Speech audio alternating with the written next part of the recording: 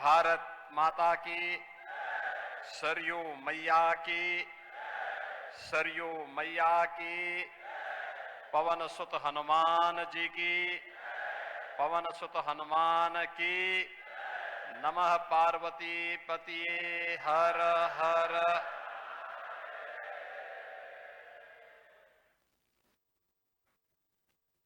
वासंतीय नवरात्रि के प्रतिपदा की स्थिति में, जो भारतीय नव संवत्सर की प्रथम तिथि है, मैं सबसे पहले आज के इस समारोह में हमारे बीच में कृपा पूर्वक पधारी भारत गणराज्य की महामहिम राष्ट्रपति आदरणीय श्रीमती द्रौपदी मुर्मू जी का, उत्तर प्रदेश सरकार और आप सभी उत्तर प्रदेश वासियों, उत्तराखंड के आए हुए राम भक्तों की ओर से हृदय से स्वागत करता हूं, अभिनंदन करता हूं। आप सभी को भारतीय नव संवत्सर की हृदय से बधाई और शुभकामनाएं। आज के इस समारोह में उपस्थित उत्तर प्रदेश की माननीय राज्यपाल आदरणीय श्रीमती आनंदीबेन पटेल जी, अत्यंत आध्यात्मिक विदुषी पूज्य माता अमृता नंदमयी जी, राष्ट्रीय स्वयंसेवक संघ के वरिष्ठ स्वयंसेवक आदरणीय भैया जी,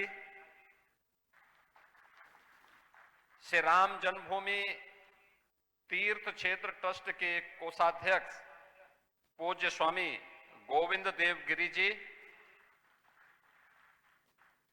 देश के कोने कोने से पधारे हमारे सभी पूज्य संतजन, श्री राम जन्मभूमि आंदोलन और उसके उपरांत प्रभु श्री राम के इस भव्य मंदिर निर्माण के इस पावन अभियान के साथ जुड़े हुए सभी हमारे राम भक्तगण, उपस्थित बहनों और भाइयों, आज भारतीय नव संवत्सर का प्रथम तिथि और श्री राम जन्मभूमि के परिपूर्ण होने के उपलक्ष्य में श्री राम यंत्र की स्थापना के कार्यक्रम में आदरणीय राष्ट्रपति जी का सानिध्य प्राप्त हो रहा है। आप सभी आध्यात्मिक विभूतियों का सानिध्य यहां प्राप्त हो रहा है। मैं इस अवसर पर आदरणीय राष्ट्रपति जी का, पूजनीय अम्मा जी का, प्रदेश की माननीय राज्यपाल जी का और आप सभी पूज्य संतों का, सभी विभूतियों का मैं उत्तर प्रदेश सरकार और उत्तर प्रदेश के नागरिकों की ओर से हृदय से स्वागत और अभिनंदन करता हूं।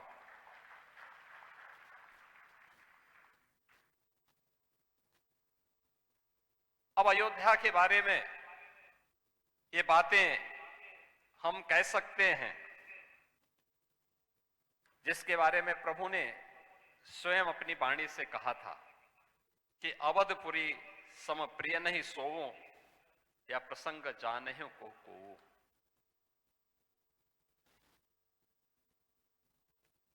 जन्म भूमि मम पुरी सहावनी, उत्तर दिशि वह सरयू पावने।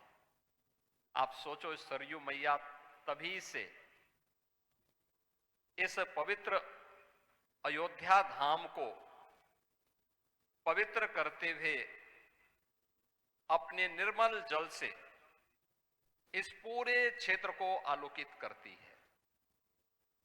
और आज सचमुच आदरणीय प्रधानमंत्री जी के यशस्वी मार्गदर्शन और नेतृत्व में श्री राम जन्मभूमि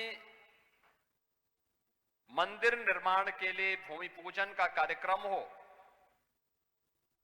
श्री रामलला के प्राण प्रतिष्ठा का कार्यक्रम रहा हो, श्री राम जन्मभूमि में राम दरबार के विग्रह की पवित्र विग्रह की स्थापना का कार्यक्रम रहा हो, या फिर श्री राम जन्मभूमि में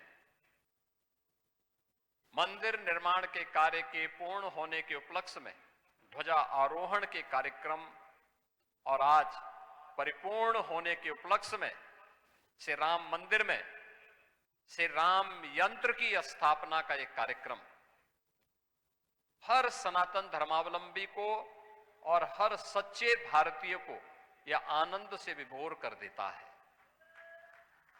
यही तो भारत की आस्था है, जिस आस्था को पहले अंधविश्वास कह करके अपमानित किया गया था। ये अपमानित करने वाले वही लोग हैं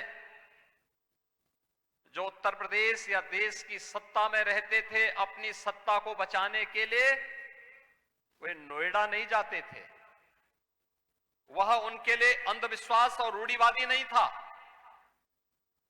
लेकिन राम मंदिर की बात करना, काशी में काशी विश्वनाथ धाम के निर्माण की बात करना और कृष्ण कन्हैया के मथुरा वृंदावन की बात करना उनके लिए अंधविश्वास का पर्याय था। लेकिन आज हम सब गौरव की अनुभूति कर सकते हैं जो दुनिया में कहीं नहीं हुआ।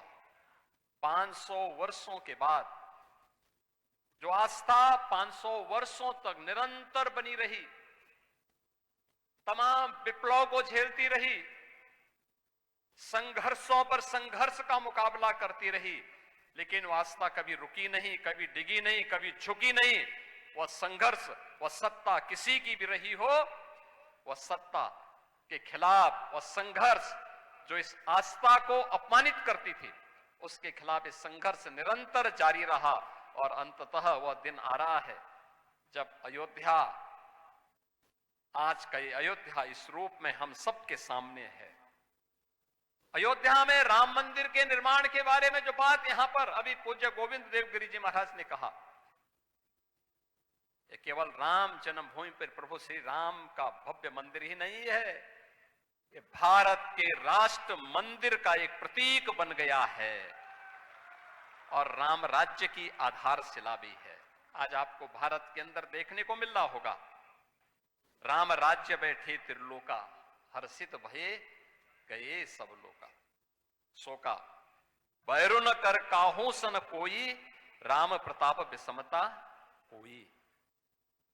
वर्णाश्रम निज निज धर्म, निरत वेद पथ लोक, चलहि सदा पावहि सुखहि, नहीं भय शोक न रोग।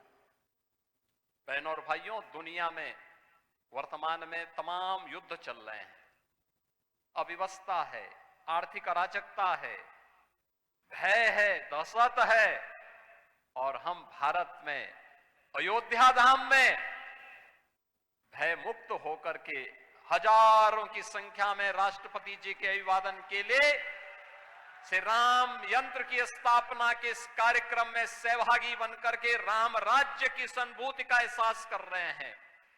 यही तो है जिसके बारे में कहा जाता है कि भारत भारत इसलिए बना है क्योंकि भारत को हमारी ऋषि मुनियों की तपस्या ने, हमारे अन्नदाता किसानों के परिश्रम ने, हमारे कारीगरों की उद्यमिता ने और भारत की आस्था ने सदैव एक भारत श्रेष्ठ भारत के रूप में बनाए रखा है।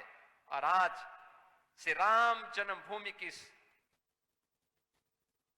यज्ञ की पूर्णाहुति के कार्यक्रम के साथ जुड़ करके न केवल आप, न केवल हम, न केवल उत्तर प्रदेश वासी, बल्कि देश और दुनिया में जहां कहीं भी सनातन धर्मावलंबी है, उन सब के मन में आनंद की अत्यंत अनुभूति हो रही होगी।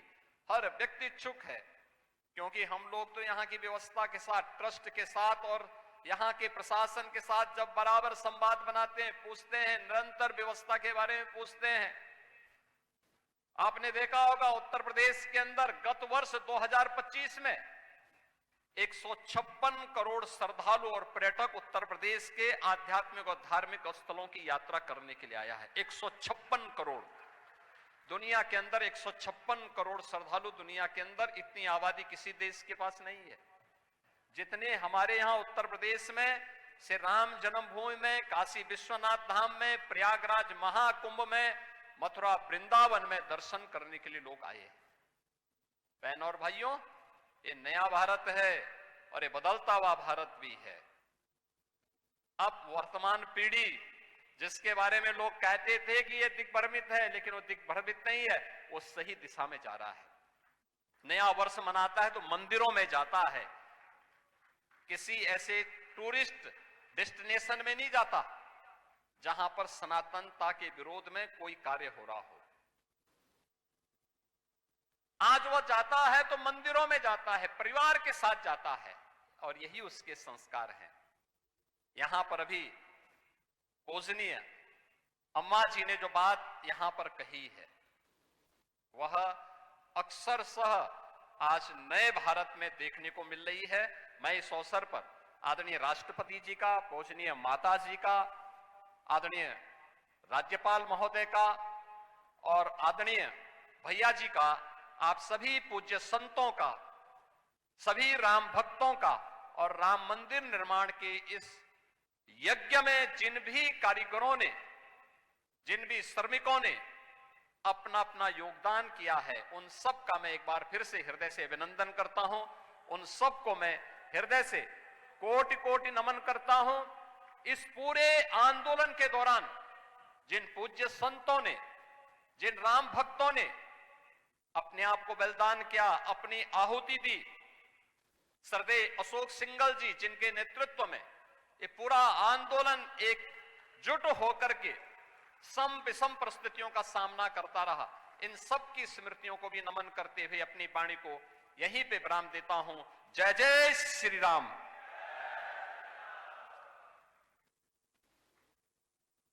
माननीय राज्य